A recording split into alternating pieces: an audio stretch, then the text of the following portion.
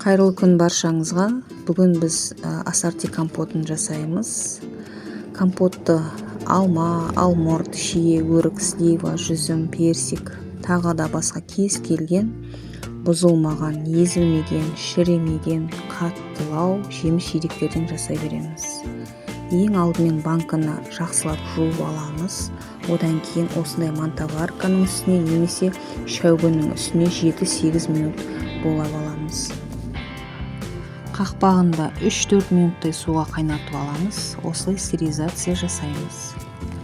Бөлек шайнекке не кастрюльге су қайнатып қоямыз. Енді жеміс-жидектерімізді жақсылап жуып аламыз. Жемістерді бүтіндей салуға не бөліктерге бөліп салсаңыз да болады. Ол өз қалауыңыз.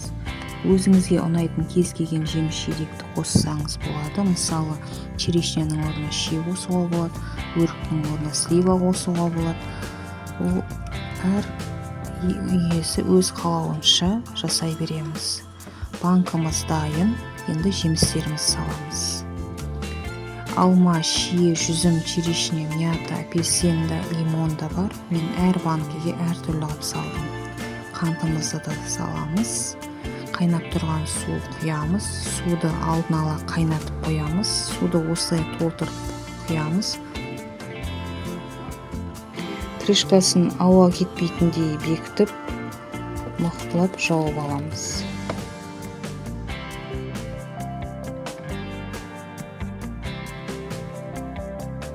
Аузынан су ағып тұрмағанын ауната отырып тексеріп аламыз. Қантын суда ерітілу керек. Бір жерде тұрып қатып қалмау үшін қайта аунатып, қантын біркелкі қылып сіңдіру керек. Дәл осылай барлығы банканы өстіп жауып шығамыз. Құрметті менің сүйікті көрермендерім, алдағы уақытта қыстық банканың рецепттерімен бөлісіп тұрамын. Каналымды жоғалтып алмас үшін төмендегі подписация батырмасын басып тіркеліп алуды ұмытпаңыздар. Сіздерге пайдалы дәмді рецепттермен бөлісіп отырамын.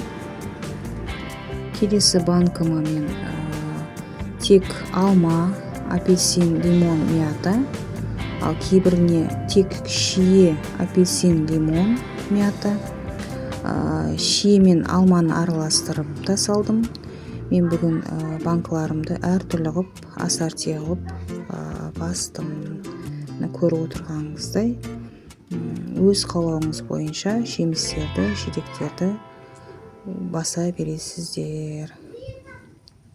Кейде компот жапқанда банканы стерилдеп алып болғаннан кейін жемістерін салып, қайнап тұрған суды құйып болған соң крышкасын жауып 15 минутқа қалдырып, содан кейін 15 минуттан кейін қайтадан банкадағы суды төгіп, кастрюльге төгіп, оны бір қайнатып жеріп, қайтадан банкіге құйып, қантын салып, бірден жауып тастауға да болады. Немесе бірден жемісін салып болғаннан кейін қантын салып, қайнап тұрған суды құйып, бірден жауып тастасаңыз да болады.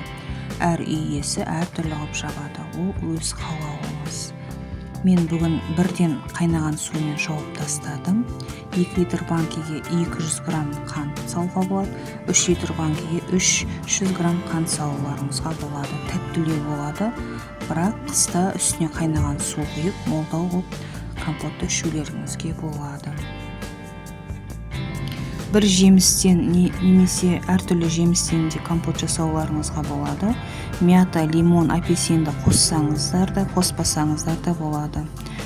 Мына өте дәмді компот болып шығады. Жасап көріңіздер. Рецепт өте оңай. Банканы жапқан кезде крышкасын жақсылап ауа кетпейтіндей бекітіп алу керек. Және ауната отырып, крышканың аузына су ағып тұрмағанын тексеріп алу керек. Және бірнеше рет ауната отырып, компоттағы қанттың суда толық ерілу керек. Бір жерде тұрып қатып қалмау керек. Қанты біркелкі сіңу керек. Банканың крышкасын жауып болғаннан кейін толықтай суығанша 24 сағатқа жылы одеяломен орап қойыңыздар. Одан кейін банканы 24 сағаттан кейін сақтайтын орынға қоя бересіздер. Мінекей дайын.